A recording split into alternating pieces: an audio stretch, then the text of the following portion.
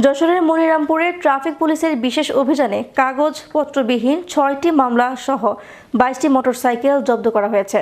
শনিবার সকাল থেকে বিকাল পর্যন্ত শহরের বিভিন্ন মোড়ে অভিযান চালিয়ে এসব মোটরসাইকেল জব্দ করেন যশোর ট্রাফিক পুলিশ।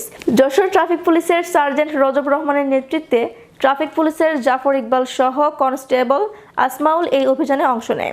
মোটরসাইকেলজনিত দুর্ঘটনা রোধে হেলমেট ব্যবহারে সচেতনতামূলক প্রচারণা ও একই বাইকে ৩ জন ওঠা বন্ধে এই অভিযান শুরু হয়েছে। জব্দকৃত মোটরসাইকেল মনিরামপুর থানায় সোপর্দ করা হয়েছে।